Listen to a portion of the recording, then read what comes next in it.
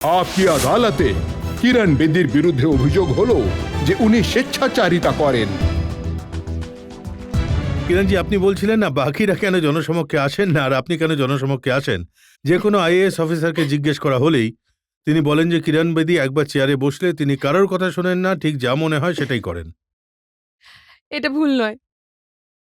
আপনি এই অভিযোগটা মেনে নিচ্ছেন? হ্যাঁ, মেনে নিচ্ছি। আর আমার জাজ সাহেবও মানবেন। কারণ আমার জাজ সাহেব সিনিয়র অফিসার ছিলেন আমার। কয়েকবার ওনার কথাও আমি শুনিনি। কিন্তু ভালো ব্যাপার এটাই ছিল যে যখন আমি কারুর কথা শুনতাম না, তখন উনি আমাকে বোঝার চেষ্টা করতেন যে আমি ওনার কথা কেন শুনছি না। এইজন্যই শুনছি না যে স্যার আমার দৃষ্টিভঙ্গিটা দিয়ে বুঝুন, কারণ আমি মাঠে নেমে কাজ করছি। আমি জানি সেখানে কি হচ্ছে। আমি জানি পরিস্থিতির গভীরতা কতটা। তো প্লিজ বুঝুন, হয় আমার সঙ্গে মাঠে নামুন বা পাশে দাঁড়ান বা আমার কথা শুনুন। উনি আমার কথা শুনতেন।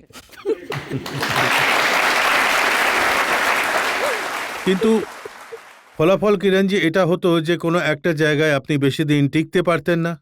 হ্যাঁ, মিজোরামে 1990 এর কথা, আপনাকে রাতারাতি ব্যাগপত্র গুছিয়ে দিল্লি ফিরতে হয়েছিল। ওই পরিস্থিতিটা এমন ছিল যে যদি আমি না আসতাম তাহলে ওখানকার ল অ্যান্ড অর্ডার সিচুয়েশন আরো খারাপ হতো। আর ওখানকার হুমকি ছিল কিছু সেকশন থেকে যে ওরা আমার বাড়ি পুড়িয়ে দেবেন। তো আমি ভাবলাম যে আমি যদি ডিআইজি রেঞ্জ আর ডিআইজি রেঞ্জের বাড়ি পুড়িয়ে দেওয়া হয়, কারণ আমি ডিআইজি, আমি ওখানেই বসে থাকবো, কি করবেন আপনারা? সেটা তো, সেই বিষয়টাতে তো চোরের ওপর বাটপারি করা হতো। আমি ওখান থেকে সরে গেলাম, ওই বাড়িটাও বেঁচে গেল, আর রাজ্য থেকে কারফিউ উঠে যায় ইত্যাদি প্রভৃতি। তো বুদ্ধিমত্তার কাজ এটাই যে সবার জন্য আমি ওখান থেকে নিজেকে সরিয়ে আনি। ওখান থেকে বেরিয়ে আসায় সিচুয়েশনটাও নরমাল হয়ে যায়। কিরণজি, আর এমন কি উন্মাদনা কাজ করে যে আপনি যেখানেই গেছেন সেখান থেকে আপনাকে ফিরে আসতে হয়েছে? আমি আপনার বইতে দেখছিলাম আপনি লিখেছেন যে আপনাকে যখন তিহার জেলে পাঠানো হয় তখন কেউ ওখানে যেতেই চাইতেন না। পানিশমেন্ট পোস্টিং হতো ওটা। হ্যাঁ, এটাই সত্যি কথা। জেলকে কখনোই কোনো পুলিশ অফিসারই আজ অবধি পছন্দ করেন না। মানে নরমাল পুলিশিং ছেড়ে তাকে ওই অ্যাবনরমাল পুলিশিং করতে হোক। মানে যেটা কিনা পরিস্থিতির জন্য তো এটা সত্যি কথা। কেউ বেশিদিন থাকতেন না। ২ ধরনের মানুষ টিকে থাকতেন। এক, এক তারা থাকতেন আম যারা দিল্লিতেই থাকতে চাইতেন। কারণ তারা চাইতেন যে তাদের যেন দিল্লির বাইরে পোস্টিং না হয়। আর দ্বিতীয়, ওখানে বসতেই চাইতো না। তারা অন্য কোনো সেক্রেটারির কাছে বসতে চাইতো, যেখানে মুখ্যমন্ত্রী আছেন, হোম সেক্রেটারি আছেন, চিফ সেক্রেটারি আছেন, মানে তাদের সঙ্গে ওইখানে বাস করতে চাইতেন। আর যখনই তাদের হাতে কোনো অধিকার ক্ষমতা আসতো, তারা নিজেদের ট্রান্সফার করিয়ে নিতেন। তো এটা সত্যি কথা যে ওখানে কেউ যেতে চাইতেন না। আর এটাও সত্যি যে যেখানে অন্য কেউ যেতে চাইতো না সেখানেও যাওয়ার জন্য আপনাকে 9 মাস অপেক্ষা করতে হয়েছিল। হ্যাঁ, করতে হোম হয়েছিল। মিনিস্ট্রি আপনাকে পজিশনিং দিচ্ছিল না। আসলে হোম মিনিস্ট্রি ভীষণ ব্যস্ত থাকে। তাদের একটু সময় লাগে। তো ব্যস্ত ছিলেন। আর আসলে আমি এতটা গুরুত্বপূর্ণ ছিলাম না। তাই ভালোই করেছেন, আমাকে ৯ মাস দিয়েছেন। আমি ৯ মাস পেয়ে গেলাম। লেখাপড়া শিখে নিলাম। অথবা হোম মিনিস্ট্রি এমন জায়গা খুঁজছিল যেখানে সত্যি কিরণ বেদিকে শায়েস্তা করা ওদের যায়। এত সময় নেই খোঁজার। ওরা তো ৯ মাস পর চার্টার্ড অ্যাকাউন্ট ডিপার্টমেন্ট ওদের প্রশ্ন করেন যে, একে বাড়িতে বসিয়ে আপনারা এত মাইনে দিচ্ছেন কেন?" তো সেই সময় জেলই খালি ছিল, তাই টক করে আমাকে জেলে পাঠিয়ে দেয়। কিরণজি, সত্যিটা তো এটাই যে দিল্লি পুলিশে এমন কিছু অফিসার ছিলেন যারা জেনে বুঝে আপনাকে আহ, কোনো পজিশন দেননি। এটাও সত্যি যে ওই সময়ে যেসব অফিসাররা ক্ষমতায় ছিলেন, তারা ওখানে বসে থাকতে চাইতেন। যেহেতু ওরা বসেই থাকতে চাইতেন, আমার আর ওদের কোনো প্রতিযোগিতা ছিল না। আমার কাছে সেই ক্ষমতা ছিল না তাদেরকে সরিয়ে দেওয়ার। আর আমি ক্ষমতার ব্যবহার করতামও না কাউকে সরানোর জন্য। যে যেখানে বসেন তাকে আমি সেখানে বসতে দিই। তাই আমি অপেক্ষা করতে রাজি ছিলাম। কিন্তু এরকম নয় কি যে যেখানেই আপনি যান যে আইএস অফিসাররা থাকে তাদের সঙ্গে আপনার বিরোধ লেগে যায়? আমি জানি আপনি কোথায় যাচ্ছেন। আমি জানি কোন দিকে ইঙ্গিত কিরণজি, করছেন। চণ্ডীগড় থেকে 41 আমি দিনের জানতাম উনি চণ্ডীগড়ের কথাই বলবেন। 41 দিনের মাথায় আপনাকে আবার দিল্লি ফিরে আসতে হয়েছিল কারণ আপনি হোম সেক্রেটারিকে চটিয়ে দিয়েছিলেন।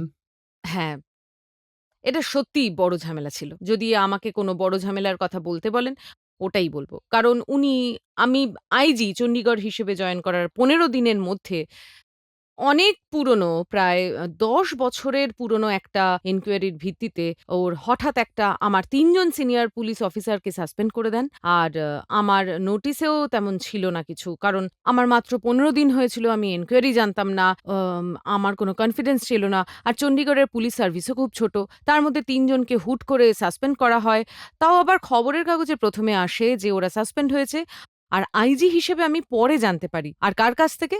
সেই অফিসাররাই এসে আমাকে বলেন যে আমাদের তো সাসপেন্ড করে দেওয়া হয়েছে। আমি বলি, কি করে সাসপেন্ড করতে পারেন আপনাদের? আমাকেও তো জানতে হবে, কারণ আমি এখানকার আইজি, আমি তো ৫,০০০ ফোর্সকে লিড করব। তো ওরা বলে আমরা তো সাসপেন্ড হয়ে গেছি। আমি তো বলি আমি জানি না, আমি অর্ডার পাইনি। তখন ওরা বলে যে অর্ডার পাবেন। তাই ১ম এ কাগজে আসে, তারপর আমার কাছে। তো এই জিনিসটা আমি সহ্য করতে পারি না। এটা আপনি একদম মেনে ঠিক নিতে নয়। পারেননি বলে আপনি ওখানে পাবলিক ডেমনস্ট্রেশন করাবেন নিজের সমর্থনে? না, আমি কোনো কিচ্ছু করাইনি। এটা সত্যি নয়। যেটা সত্যি আমি সেটা বলেছি। এটা সত্যি নয়। আমি কোনো ডেমনস্ট্রেশন করাইনি। আর আমি কোনোভাবে ইন্টারেস্টেডও ছিলাম না ডেমনস্ট্রেশনের জন্য। ওটা তো ওপেনলি ব্লেটেন্ট ইনজাস্টিস ছিল। আর যদি ইনজাস্টিসে আমি নিজের ফোর্স দেখুন, একজন আইজি হিসেবে আমি যদি সমস্ত কঠিন কাজ নিজেদের অফিসারদের দিয়ে করাতে চাই, আর যদি ওদের সঙ্গে অন্যায় হয়, আমি ওদের পাশে না দাঁড়াই তখন, তাহলে আমি কে? কিন্তু যখন আপনার সঙ্গে অন্যায় হয় তখন কে পাশে দাঁড়ায়? আমার ঈশ্বর।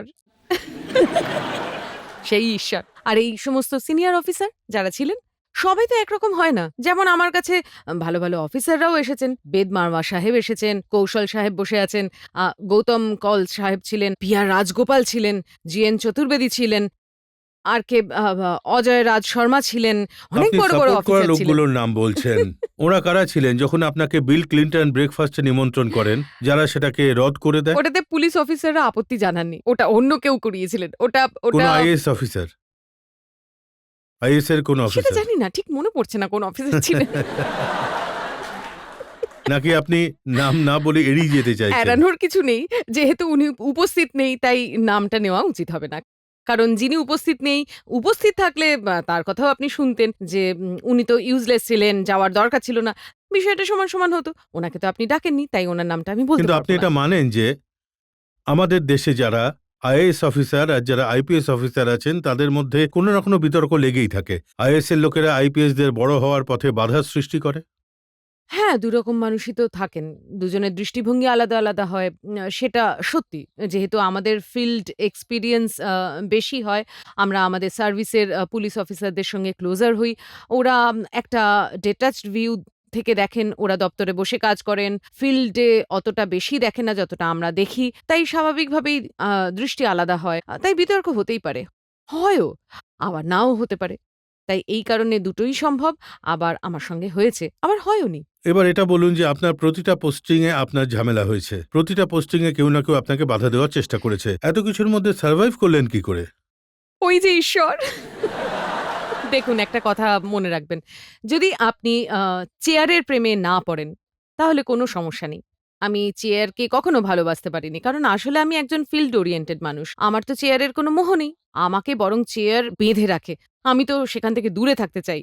ফিল্ডে বেশি ভালো লাগে আমার। আর আপনি যদি একটা মায়ায় পড়ে যান, তখন কিন্তু সমস্যা হয়ে যায়। আর আপনি যদি মায়ায় না জড়ান, তাহলে চেয়ার পিছনে দৌড়বে আপনার। আর এসে বলবে, "এসে বসে পড়ুন।"